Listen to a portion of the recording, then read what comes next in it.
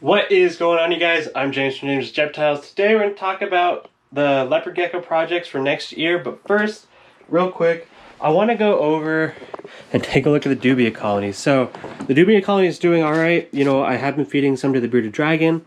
His name is Fabio. I don't know if I mentioned this, but Fabio's owner is no longer moving out of state, and they actually want to buy Fabio back. So, expect Fabio to go back to the owner. They're going to move closer to their work, which is a lot nicer for me because that means I don't have to drive as far with his tank and the stand in the car, which is annoying. So we're going to wait till they move and we're going to bring Fabio back to him. But what that means for the Dubia colony is I'm going to be feeding less off. Now on top of that, I bought some larges from my old work the other day because they're selling all sizes now. And they're also selling bulk. So if you guys are interested in buying bulk Dubia and you're in the Bay Area, I will, if you contact me, I'll go to my old work, which I go once a week. I go like once a week usually. I'll go there in the Sacramento area. I'll buy bulk and I'll sell it to you for a really good price. It's going to be cheaper than you can get anywhere else, and it'll save you the trip to Sacramento. So if you're interested in bulk Dubia or any amount of Dubia and you're anywhere near the Vacaville area, anywhere from San Francisco to Roseville, Rockland area, and anywhere in between, Lodi, Yuba City, anything like that, let me know. I can either sell you my stuff or I can get you some at a really good discount. So let me know, you guys. And like I said, I added a bunch of Dubia in here. Not a ton. I think it was like 80 mediums or 40 mediums or something like that. Or larges, I should say. So that, with the colony actually doing decent for how few are in here, this is going to pop in a matter of like 3 to 4 months. I'm going to have tons and tons of Dubia. And I'll be able to feed some to my geckos at that point and also start selling some. So with that out of the way, let's look at the leopard gecko projects for this year. So this is what I spent the day doing.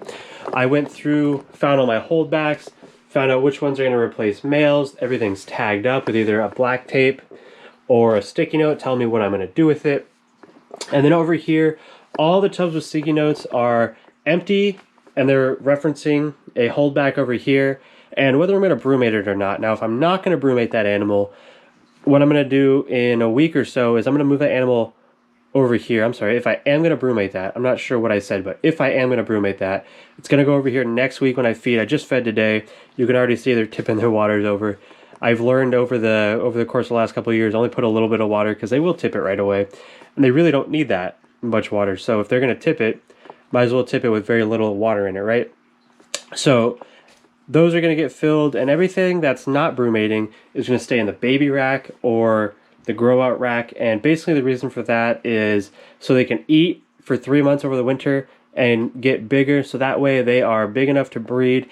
Now some of these are contingent, like this one, 182. If 2182 is big enough.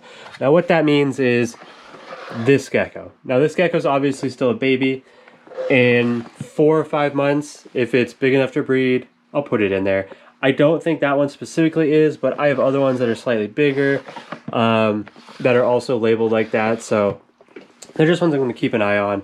If I think they're big enough, fine. If not, that's also fine. Now, everything in here should have a spot.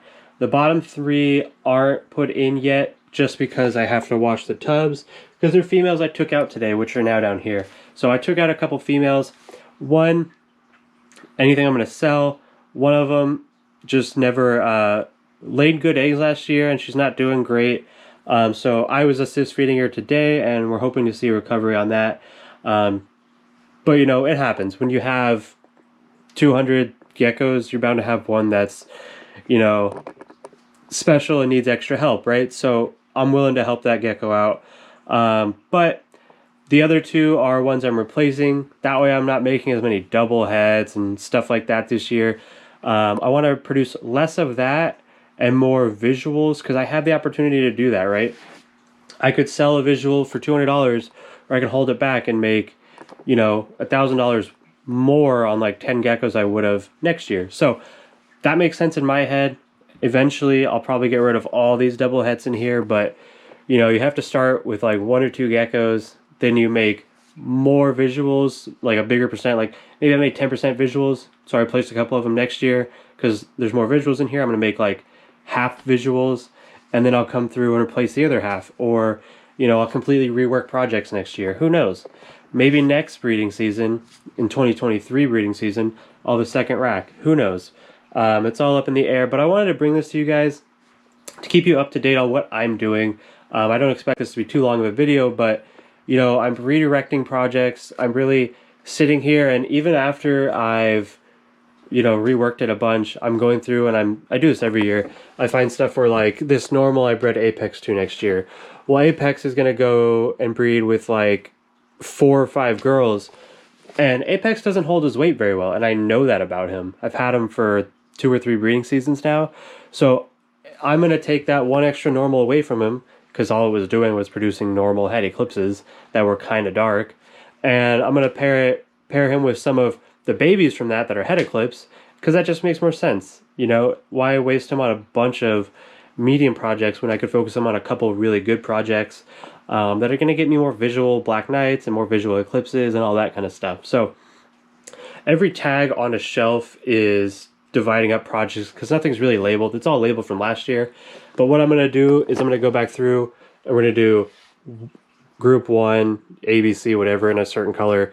Group 2 is, going to be twice as big. Group 3 is going to have different animals. We're going to have more tangerine tornadoes breeding, all sorts of fun stuff. So really look forward to next year. As I'm setting this up, I'm just excited, because I'm like, oh, well, this project produced like 10 visuals last year, and that was like good numbers. And this year, like, I should, in theory, double that, because I have twice as many breeders that should make double or visuals. So it's really exciting to see. So I'm like, oh, well, I'm going to make this many more, or even if the geckos are worth like 10% less than they were last year, I'm going to make twice as many, so it's not a big deal. All this stuff is really exciting to me. I'm really into the math behind it all. And it's just, it's nice. It's nice to know, hey, next year, we're probably going to make a lot more money than we did this year. And I know a lot of people are really upset about that. I had a lot of hate on my last video about this rack and how small they are. That's your opinion. I don't really care. It is what it is. If you house them in bigger tubs, good for you. It's not my prerogative to care what you do with your animals, and it shouldn't be yours with mine, right? So with that being said, hopefully next year we'll produce more money, and we can either get a bigger space, or we can figure something out. Maybe we move into a bigger house with more room, or maybe we get a tiny little warehouse that's like twice as big or something like that. Who knows? Now, I know in the last video I said that was going to be the last video before the Lodi Expo, but I was thinking the Lodi Expo was going to be the weekend before it is, and I was confused. So Lodi Expo is Saturday, Sunday, 13th and 14th. I'll be there Saturday filming for you guys. But in the meantime, I want to show you guys this, because, week by week we are feeding, and especially when it's, not breeding season, we're just feeding and cleaning and feeding and cleaning everything. But this is where it gets really exciting, and this is where more work comes into it, right? So we're doing this, and then we're going to brumate, so it's going to be easy. And then we're breeding, which is lots of work, and then we're going to stop breeding, which is easy. And then we do this again. So it's a whole cycle, and it comes up so quick. Like, we stop feeding around Thanksgiving. I'll probably stop feeding the week before Thanksgiving. So they'll probably get fed like maybe once more. This might even be the last one. Who knows? And then they will brumate for the winter. And I'll raise them up, and I do raise mine up kind of early. I warm them up a little earlier than most people, and essentially what that does is it gives me leopard gecko babies before anyone else has them for sale. And so that's kind of like cornering the market. With this whole supply chain thing and COVID, if you have, if no one can get this one product and they're saying, oh, it's going to come in March or whatever, well, if you have it in January, that's 2 months where you're the only one selling it, so you have a lot more potential to sell out and make good money then. And then when it comes to March and everyone has it, maybe you have less to sell, so it's easier. You're not too worried about selling everything, right? So that's going to be it for today's video.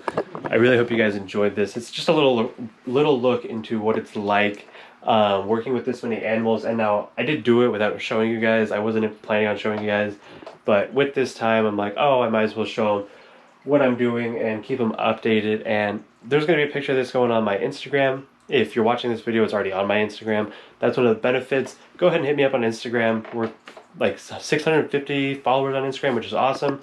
Love to get that to 1,000, and we're only a couple away from 500 on YouTube, so that's really awesome. You know, as soon as we can get to 1,000, I can start making like 10 cents a video and quit my day job, right? So with that being said, I hope you guys enjoyed this video. Make sure to like, comment, subscribe. All that definitely helps with the channel. And if you did have something you want me to go over in a video, whether it's breeding or someone asked if I could talk about Chinese cave geckos, I will be doing that soon. Probably the video after the Lodi Expo. Make sure to comment what you want to see down below, because I don't know unless you tell me. So with that being said, peace out, you guys. Have a good one and enjoy the reptile hobby.